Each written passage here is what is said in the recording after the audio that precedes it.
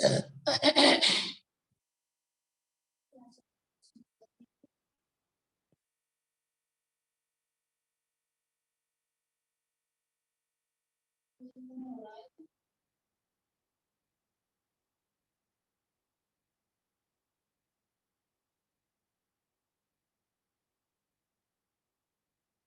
सब आप लोग कहते हैं बस करो, नजर लग जाएगी आपको। मुझे फिर डर लगती है, नहीं पता नजर ताजा और लग रही।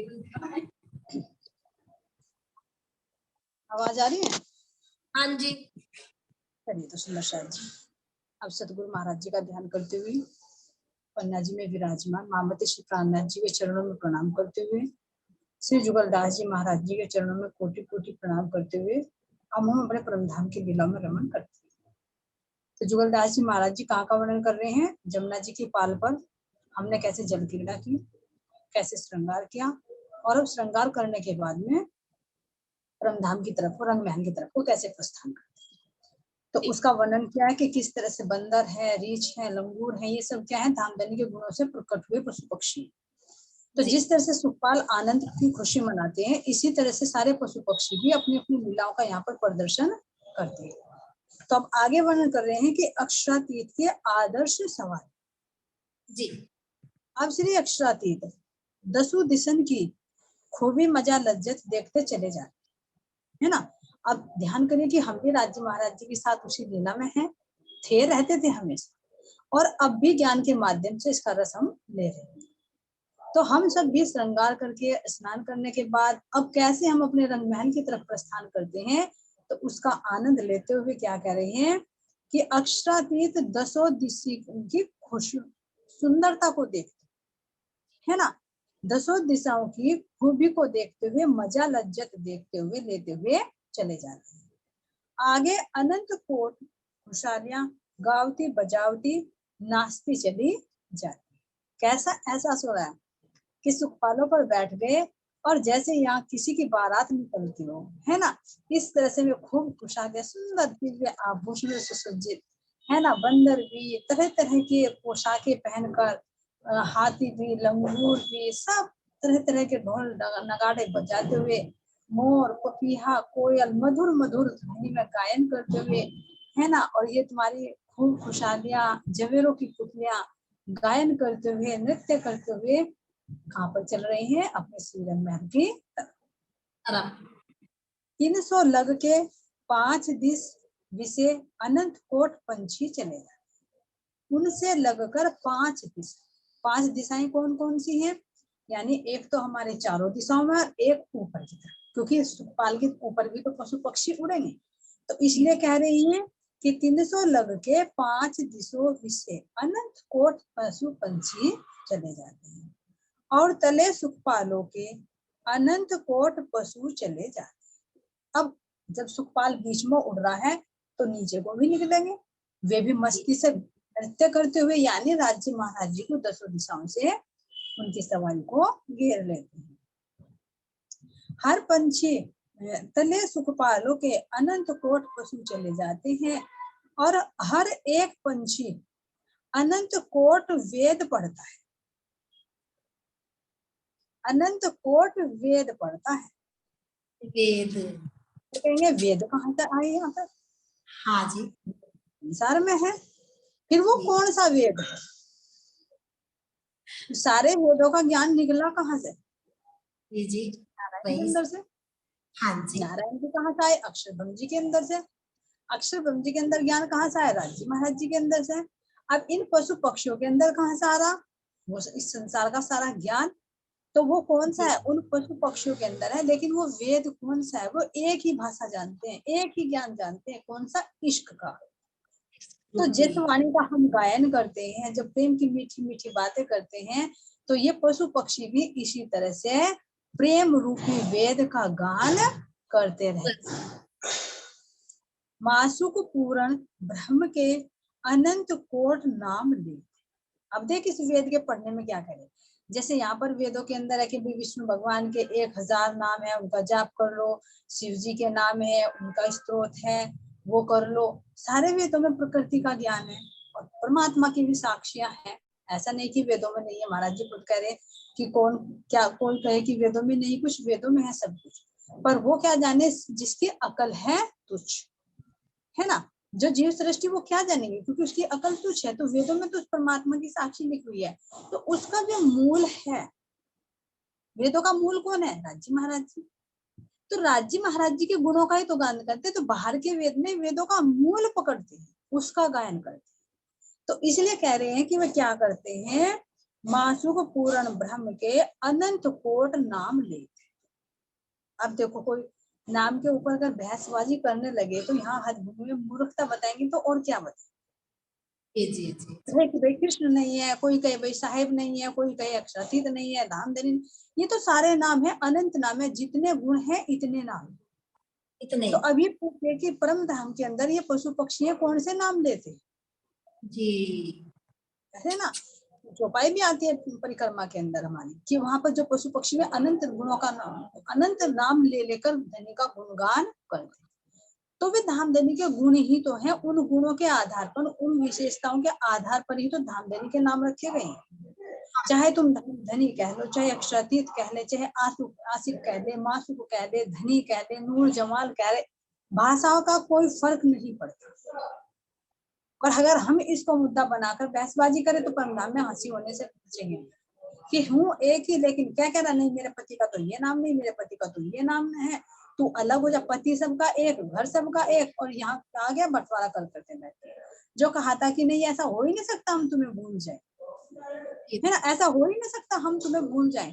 लेकिन क्या हुआ, भूले तो भूले, याद किया तो किया, नाम की पहचान की तो नाम के ऊपर झगड़ा हो गया, है ना। तो किसी नाम से पुकारो, क्योंकि जो सतगुरु महाराज जी ने सर्वप्रथम नाम दिया तो हमारे लिए वही मान्य नाम है, क्योंकि सतगुरु के बताए रास्ते पर हमें चलना है।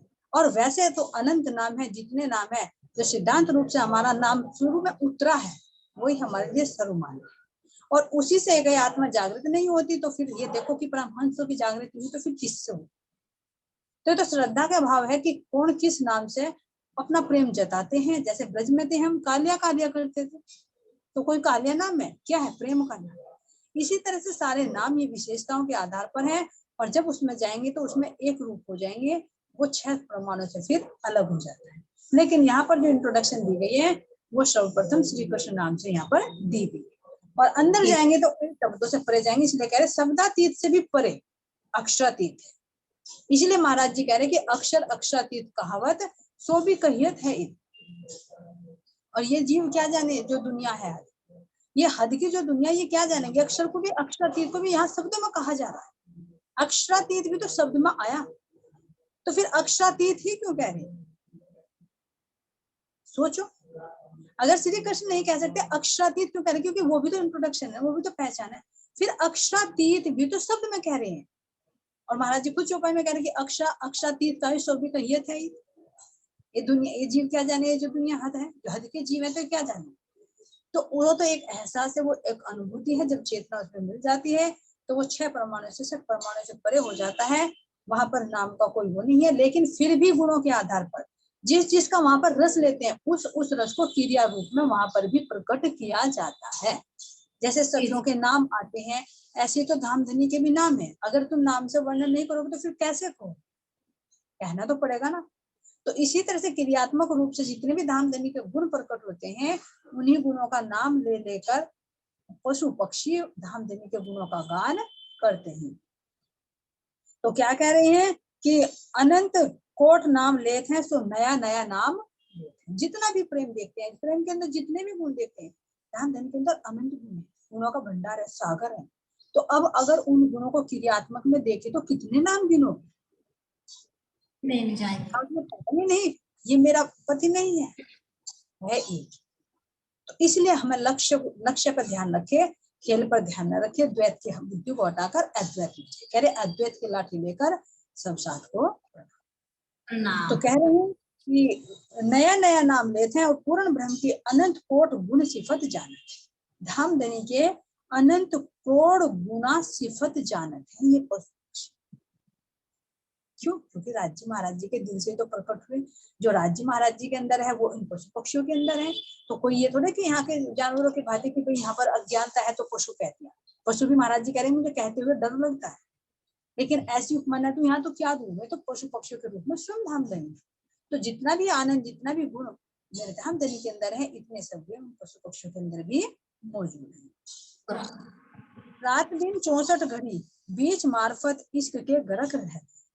क्या कह रहे हैं, रात दिन 64 घड़ी कोटान कोट जुबानों से बयान करत है। कोटान कोट जुबान अब कहाँ से आई, क्योंकि जितने भी पशु पक्षी हैं, अगर एक पशु बना, राज्य महाराज जी की चंचलता से एक पशु बना, उसके अनंत जाति में प्रजातियां हो जाएंगी। क्यों, क्योंकि उसके अंदर अनंत गुण, कोई कह रहे जैसे अनंत रंग हो जाते हैं। 5 रंग विशेष बताए, नीला पीला लाल श्वेत और श्याम, लेकिन उन 5 से कितने अनंत रंग बनते हैं।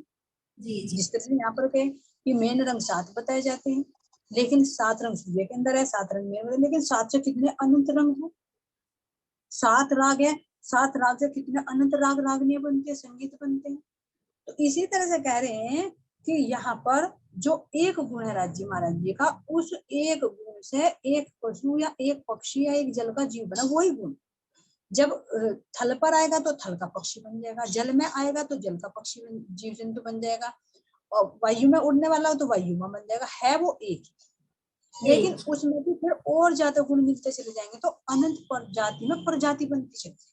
ये तो पीछे श्रृंगार ग्रंथ में पूरा करवाया महाराज जी ने कि किस तरह से पशु पक्षी बने। तो उन सबको मिलाकर क्या कह रहे हैं, रात दिन 64 घड़ी कोटान कोट जुबानों से बयान करत है। रात दिन 64 घड़ी बीच मार्फत इश्क के गरक रहे। अब रात दिन कौन सा है, रात दिन का भी बता रखा है कि जब मार्फत की स्थिति में एक रूप हो जाते हैं, जिसको कहते हैं घनीभूत, तो वो तो है रात। और फिर वो ही जब द्रवीभूत होकर क्रियात्मक में आता है तो उसको कहते हैं दिन। तो चाहे मार्फत की स्थिति में हो, चाहे हकीकत की स्थिति में है, दोनों स्थिति में। और 64 घड़ियां, तो 64 घड़ियां क्या है, मेरे धाम धनी के जो 64 गुण है, उन 64 गुणों में ही तो रमण करते हैं। ये भी 64 एक गिनती में नहीं तो अनंत समाप्त। तो ये जो धाम धनी के अंदर से गुण निकले हैं, जो हमारे मूल मिलावे के अंदर भी 64 थंबों का वर्णन है ना, तो वे 64 गुण विशेष रूप से, क्योंकि 16 है, चारों अंतःकरणों से प्रकट आते हैं तो 64 हो जाते हैं। तो इन 64 गुणों में ही रमण करते हैं, चाहे हकीकत की स्थिति में हो और चाहे मार्फत की स्थिति में। तो रात दिन 64 घड़ियां, और इन 64 घड़ियों में कौन सा रस बहता है, 8 सागरों का रस। तो यही 8 प्रहर बनते हैं मन। क्यों, जिस रस में जब जाते हैं तो हमारा वही प्रहर चलता रहता है। तो 8 प्रहर 8 सागरों का प्रतीक है, 64 घड़ियां 64 गुणों का प्रतीक है। रात और दिन राज्य महाराज जी की घनीभूत और द्रवीभूत लीला का। तो इनमें सब में क्या कर रहे हैं, बीच मार्फत इश्क के गरक रहते हैं। बीज छब हुस्न हक हादी रूहों के 8 प्रहर 64 घड़ी रोम रोम में मग्न होते हैं। बीज छब हुस्न हक हादी रूहों, ये जो पशु पक्षी हैं, ये राज जी, श्यामा जी और हम रूहों के इश्क में और हमारे हुस्न में, यानी शोभा में, इश्क में और शोभा में 8 प्रहर 64 घड़ियां मग्न रहते, उसी का रसपान करते रहते हैं। रोम में मग्न रहते हैं, और एक एक रोम जिनके कोट कोट सूर्य से रोशन। अब देखो, इनके रोम रोम में, पशु पक्षियों के रोम रोम में हम रूहों का, राज्य का, श्यामा जी का इश्क समाहित होता है।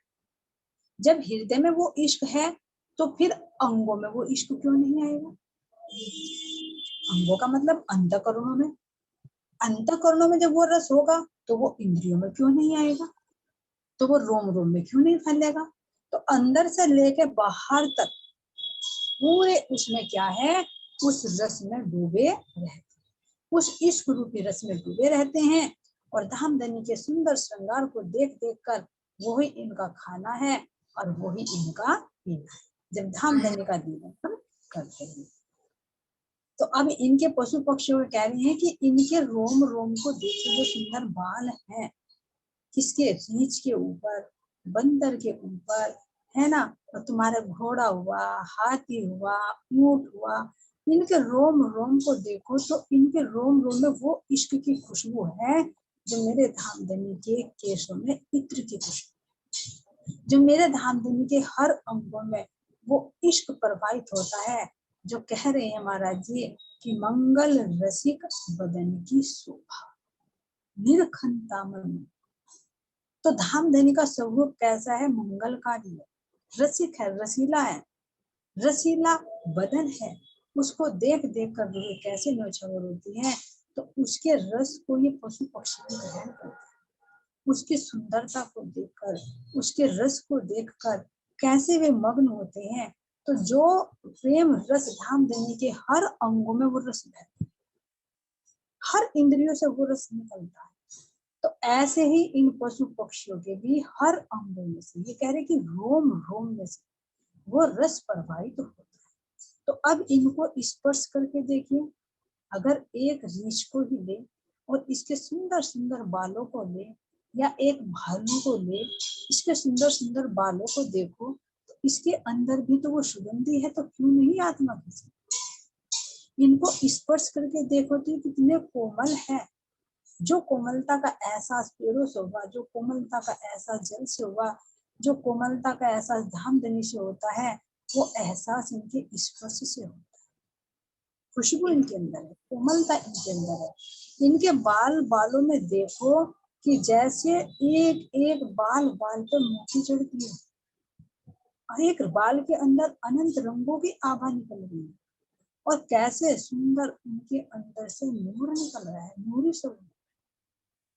एक भालू के नेत्रों को ही देखे तो उसके नेत्रों में भी वो एक इश्क की प्यास है, उसके नेत्रों से भी वो धामधनी का इश्क टपक रहा है।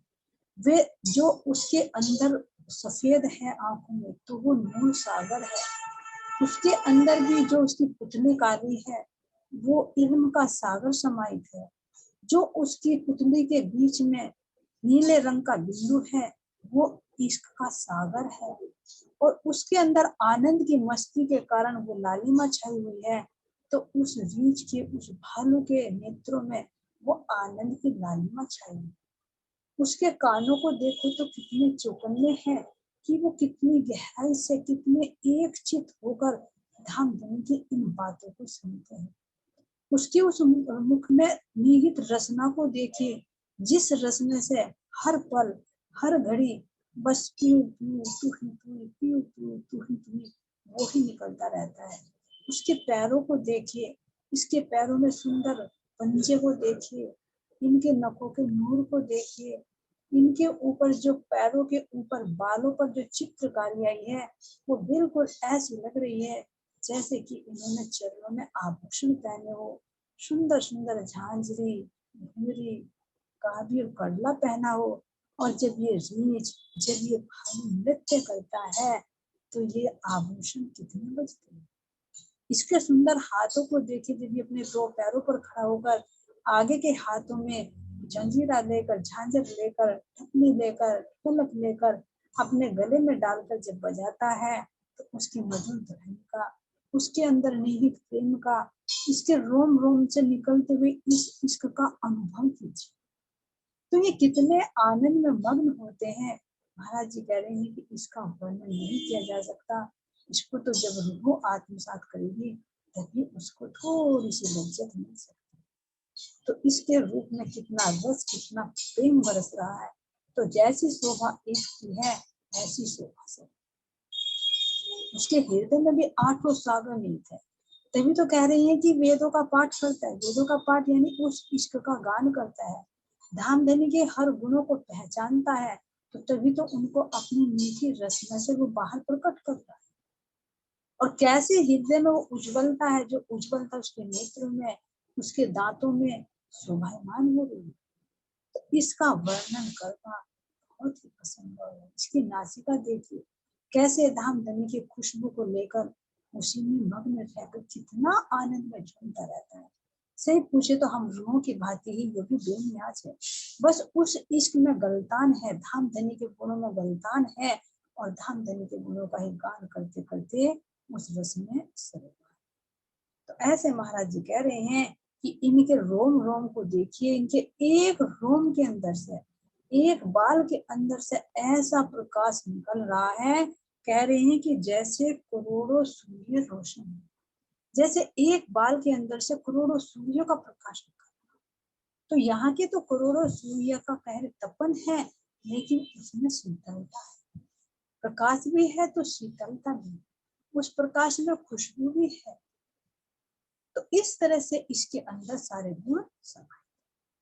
और पंक्षियों में एक छोटा सा पंछी जो चिड़िया है, सबसे छोटी चिड़िया, बहुत छोटी सी, उसको कह रही है, जैसे यहाँ पर हमिंग बर्ड कहा जाता है, सबसे छोटा पक्षी होता है।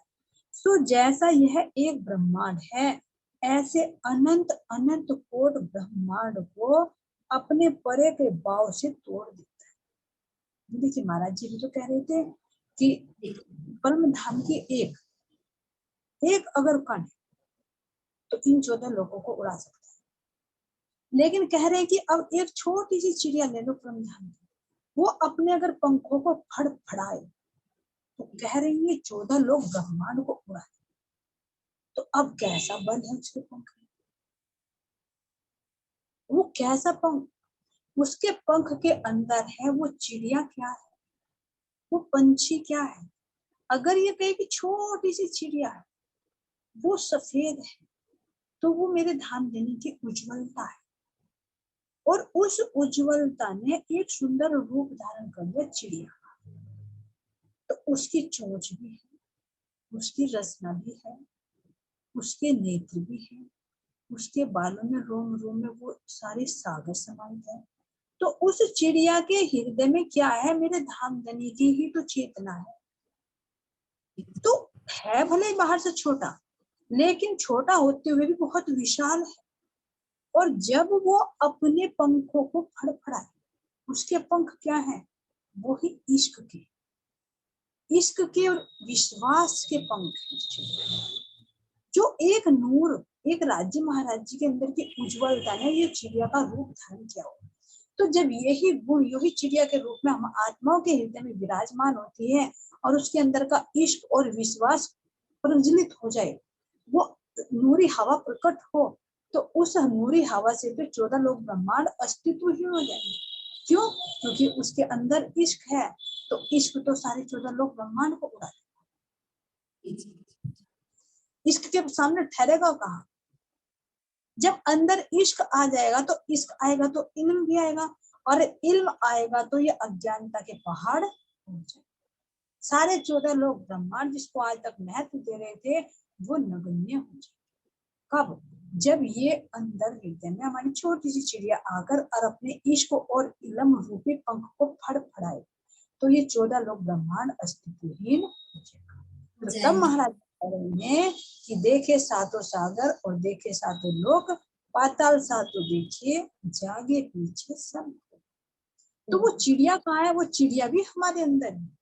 ये नहीं कह सकते परम धाम के पशु पक्षी कहीं अलग, कोई हमारे परम धाम की गाय है तो वो यहाँ की गाय के अंदर आ गई, परम धाम का कोई हमारे मोर है तो यहाँ के मोर में आ गया, उसको कैसे जागृत करोगे? वो कैसे रस लेगा?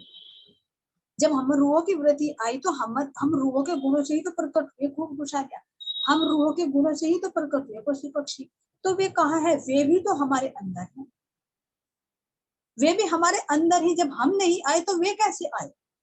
हम तो सूरता रूप से आए, तो वे गुण हमारे अंदर निहित हो रही है। एक पत्र के कह रहे चतुर्थ हिस्से में इसके को देख रही है, तो जब हम जागृत होंगे तो वो रस उन पशु पक्षियों के अंदर भी जागा, वे भी आनंदित होंगे।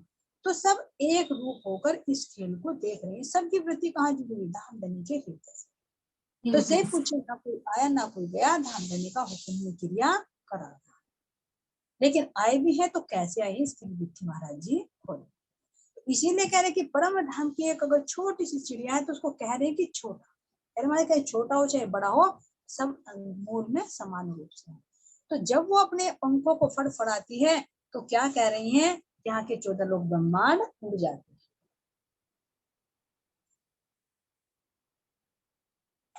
तो उनके परों के भाव से यानी उसको खुशबू से इसको तोड़ देते हैं।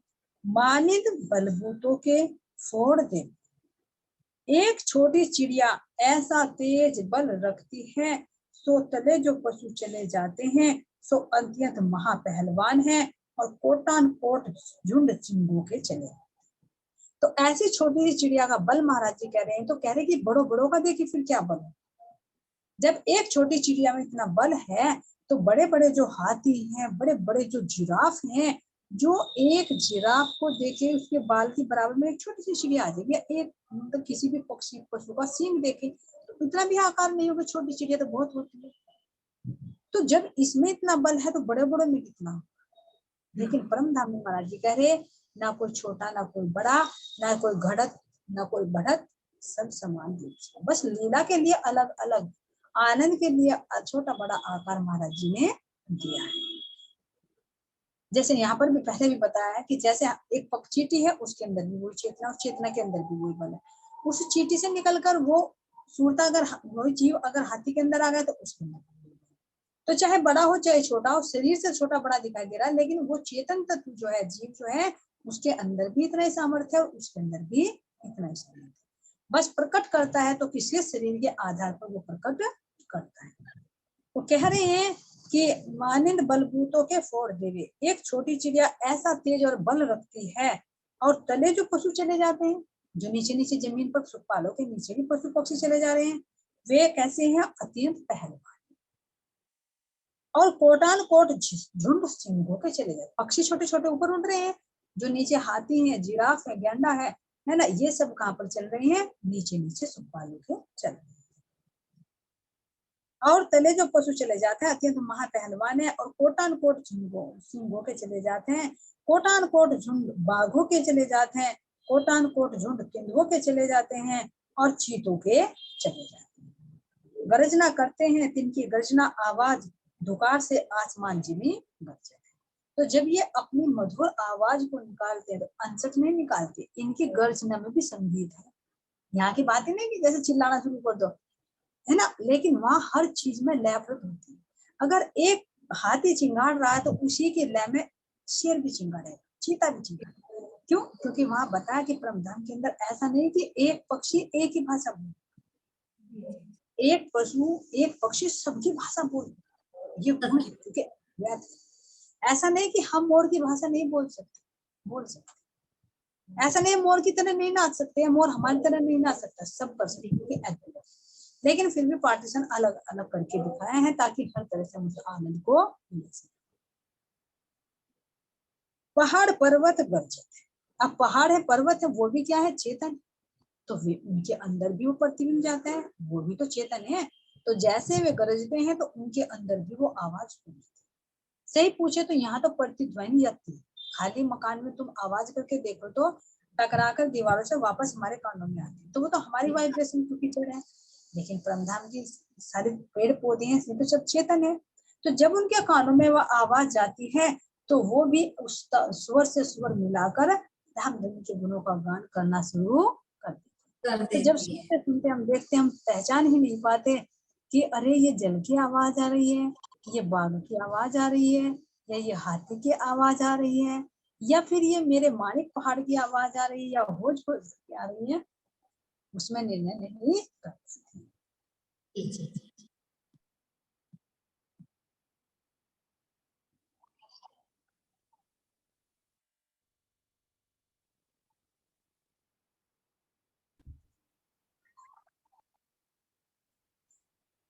तो इस तरह से क्या कह रही है, और गर्जना करते हैं, इनकी गर्जना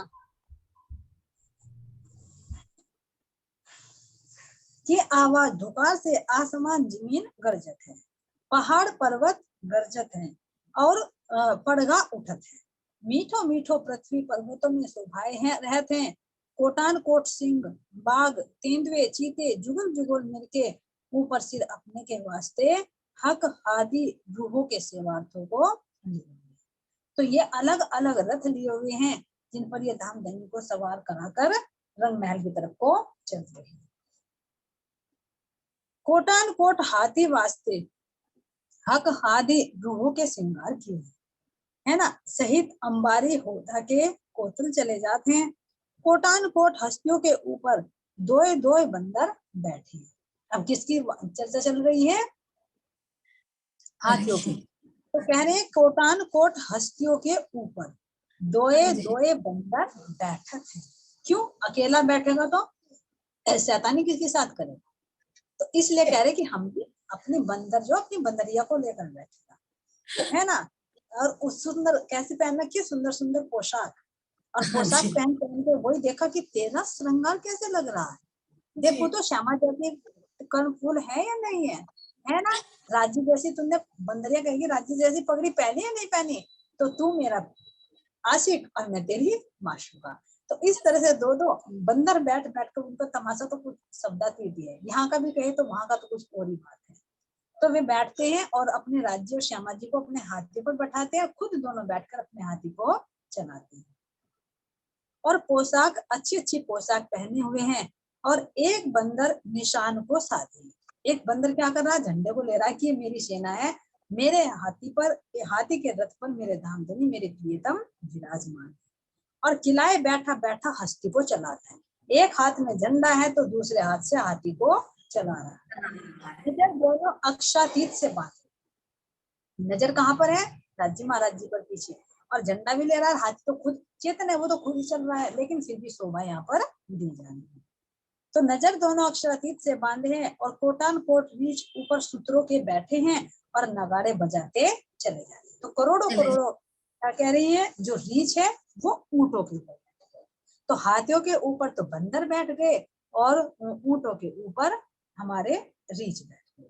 तो इस तरह से ये सब धाम धन्य को अपने अपने रथों पर बैठाकर रंगमहल की तरफ को प्रस्थान करते हैं। इससे आगे की जो लीला होगी वो महाराज जी के गीत से कल। बोलिए श्री प्राणनाथ प्यारे की जय, बोलिए श्री सतगुरु महाराज जी की जय, श्री जुगलदास जी महाराज की, श्री पन्ना धाम की जय, सर्व सुंदर साथ की प्रणाम जी, सभी सुंदर साथ की प्रणाम राम जी प्रणाम।